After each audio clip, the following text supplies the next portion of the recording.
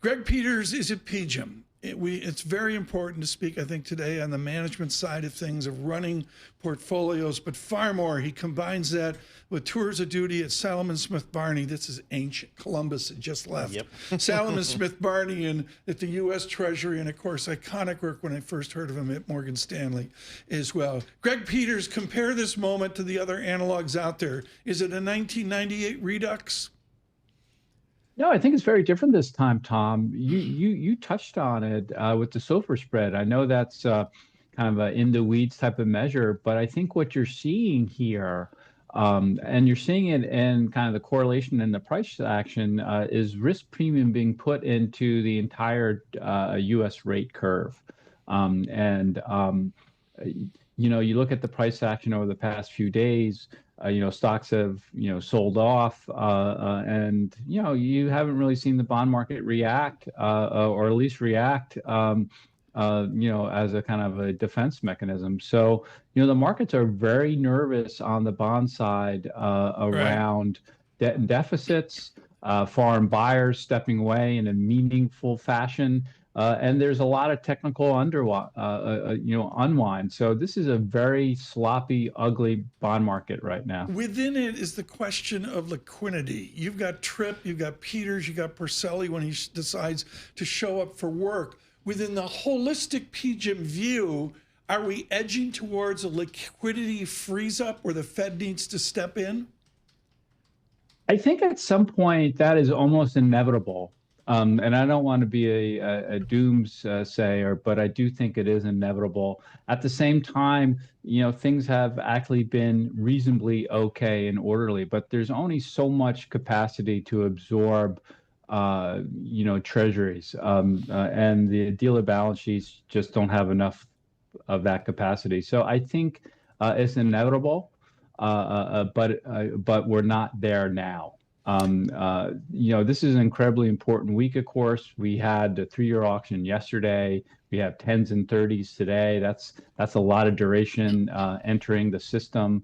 And so we'll have more, informational content to see how, that notional kind of gets absorbed into the system. I'm not going to show this on YouTube because people will drive off the road if they're watching the Rivian. But Paul, I just had to reset the standard deviation study on the 10-year SOFR spread because it's moving so fast. We're now down, and folks, I'm not going to do the math this morning. Peters will hang up and go work out. But the bottom line, Paul, I'm looking at 4.6 standard deviation move in that spread. You and I started the show at about 3.7 standard deviations. This market's moving. This market's moving across the board, and we'll keep you on top of it. Greg, you mentioned kind of the weaker than expected auction yesterday. We have more duration today from the Treasury as the issue.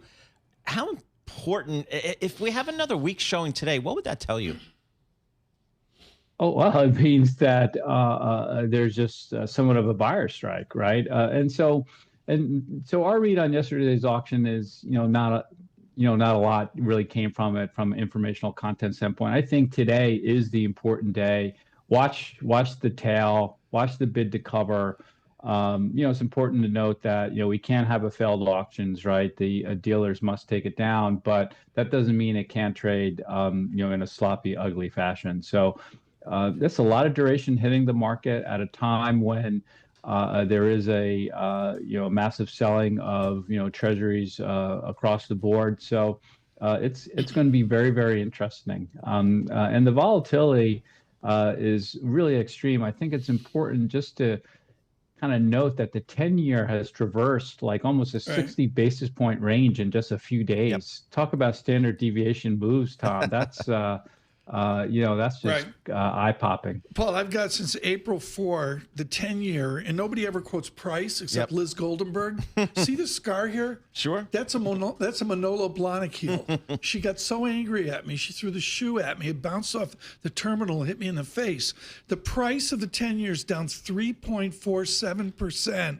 in 1, 2, 3 days. That annualizes out to a 92% per year loss. Oh boy, that sounds like 2022 It's a again. little bit hyperbolic there, for Exactly, Greg. Who's been selling here the last several days? Well, there's been, a few factions. There's been lots of talk around foreign selling.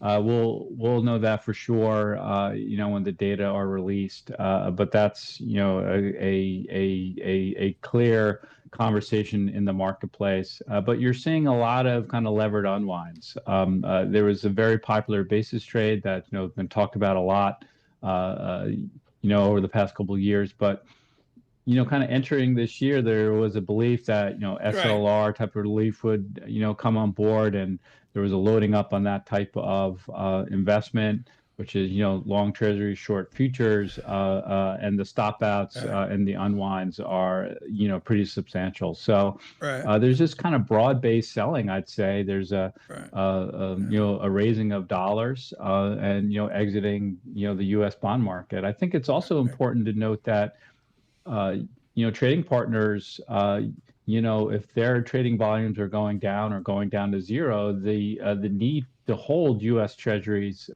just becomes a lot less. So, that's just a natural byproduct of, trying to reduce trade, right? And that's an unintended consequence that, I don't think the administration really kind of thought through. Greg Peters, thank you so much. About 8 more questions, but we can't get there this morning. Mr. Peters, of course, with his work at Morgan Stanley and Salomon Brothers, he's with PGIM across the Hudson.